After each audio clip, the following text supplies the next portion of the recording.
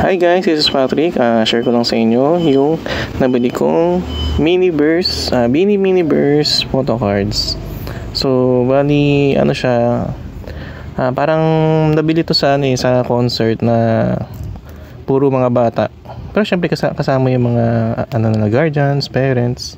So, ayun, hindi ako nakapunta doon, tsaka wala rin kasi akong pamangkin or anak na pwedeng dalhin doon.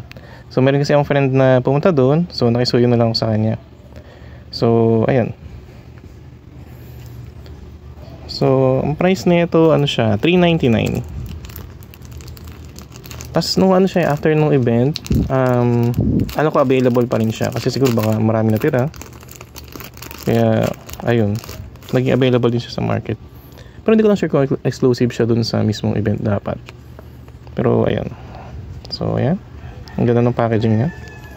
Parang siya, pastel pink or what? Okay. Oh, unang photo card. Si Aya. Okay. Ganda. Next, si Colette. Next, si Maloy. Cute ni Maloy. Cute ni Maloy.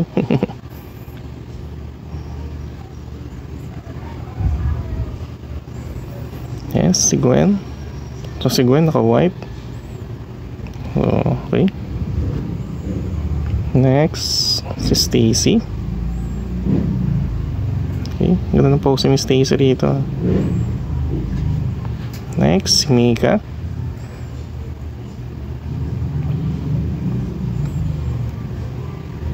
Next, Joanna. And last is si Sheena. So, nakita posing ni Maloy yun.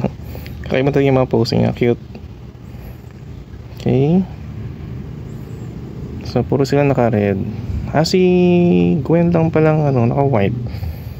So, baka hindi siya nasabihan na dapat red yung Pero red naman yung niya. Yung parang necklace niya. So, ayan. So, yung quality niya para siyang same sa sa kung meron kayo nung photo card sa Lightstick. So, parang ganun siya. Yung quality niya. So, sulit na rin siya for $3.99. So, yun guys. So, kung nagustuhan niyo itong video na to, pa-like na lang, pa-share and pa-subscribe para updated kayo sa mga contents na ganito. So, yun lang guys. Maraming salamat.